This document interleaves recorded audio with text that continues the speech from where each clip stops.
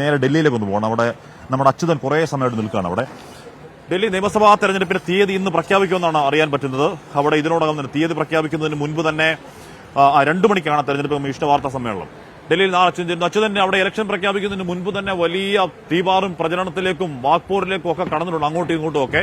അപ്പോൾ ഇന്ന് ഇലക്ഷൻ തീയതി ഇന്ന് പ്രഖ്യാപിക്കുന്ന ഉറപ്പാണോ? പ്രഖ്യാപിക്കുമ്പോഴേക്കും ആ പോരാട്ട ചൂടിലേക്ക് വീണ്ടും വീഴുകയല്ലേ ഡൽഹി?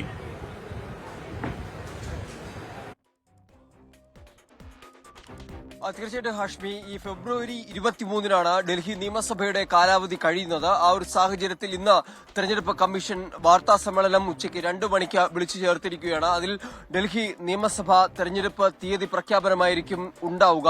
ഇത് ഹാഷ്മി സൂചിപ്പിച്ചതുപോലെ തന്നെ തെരഞ്ഞെടുപ്പ് പ്രഖ്യാപനത്തിന് മുമ്പ് തന്നെ തിരക്കിട്ട പ്രചാരണ രംഗങ്ങളിൽ സജീവമാണ് മുന്നണികൾ. നേരത്തെ തന്നെ ഒക്ടോബറോടുകൂടി തന്നെ ആം ആദ്മി സ്ഥാനാർത്ഥി പട്ടിക പ്രഖ്യാപിക്കുന്നു, പ്രചരണ രംഗത്ത് സജീവമാവുന്നു, പല പദ്ധതികളുടെ പ്രഖ്യാപനം വരെ നടത്തുന്നു എന്നുള്ളതാണ്. എന്നാൽ BJP ആം ആദ്മിക്കെതിരായ പ്രചാരണങ്ങൾ നടത്തുന്നു.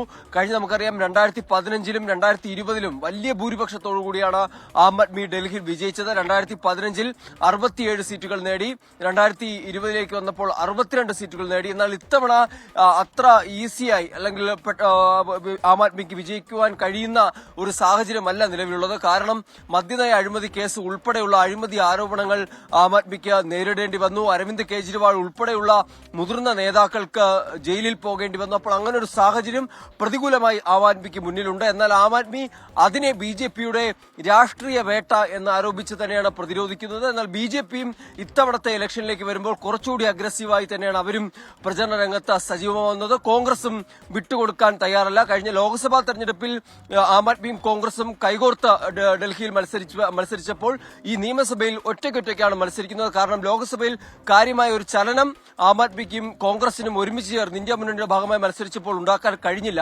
എന്തായാലും അതെല്ലാം കണക്കിലെടുത്തുകൊണ്ടായിരിക്കണം കോൺഗ്രസും ആം ആദ്മിയും ഒറ്റയ്ക്ക് മത്സരിക്കാൻ തയ്യാറാവുന്നത്. കൽക്കാജി പോലുള്ള മണ്ഡലങ്ങൾ അവിടേക്ക് വരുമ്പോൾ ത്രികോണ മത്സരങ്ങളാണ് നമുക്ക് കാണാൻ കഴിയുന്നത്. അതിഷി അവിടെ ആം ആദ്മിക്കായിട്ട് അതിഷി, അതുപോലെ തന്നെ അൽക്കാലാമ്പ, കോൺഗ്രസിന്റെ അൽക്കാലാമ്പ, രമേശ് ബിദൂരി ഉൾപ്പെടെയുള്ള നേതാക്കൾ കൽക്കാജിയിൽ സ്ഥാനാർത്ഥിയായി വരുന്നുണ്ട്.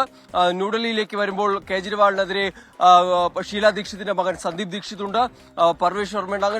അങ്ങനെ ആ ഒരു തരത്തിലേക്ക് കടുത്ത മത്സരത്തിലേക്ക് കൂടി കടക്കുന്നു എന്നതിന്റെ സൂചനകളാണ്. എന്തായാലും ഇന്ന് 2 മണിക്ക് തെരഞ്ഞെടുപ്പ് കമ്മീഷന്റെ വാർത്താ സമ്മേളനത്തിൽ ഡൽഹി നിയമസഭാ തെരഞ്ഞെടുപ്പിന്റെ തീയതി പ്രഖ്യാപനം ഉണ്ടാകും. പ്രിയപ്പെട്ട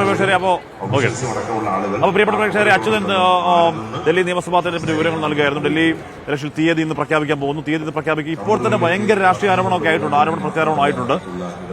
എന്ന് പറഞ്ഞാൽ കോൺഗ്രസും ആം ആദ്മി അങ്ങോട്ടും ഇങ്ങോട്ടും അവിടെ മോദി കെജ്രിവാളിനെ പറയുന്നു, അങ്ങോട്ടും ഇങ്ങോട്ടും തന്നെ ആകെ ഇതിനോടകം തന്നെ അവിടെ പൊളിറ്റിക്കൽ അരീന എന്ന് പറയുന്നത് ചൂടുപിടിച്ച അവസ്ഥയായിട്ടുണ്ട്. അപ്പൊ ഇനി തീയതിയോട് പ്രഖ്യാപിക്കുമ്പോഴേക്കും അത് ഇരട്ടിയിലേക്ക് എത്തും എന്ന് തന്നെയാണ് നമുക്ക് കരുതാൻ.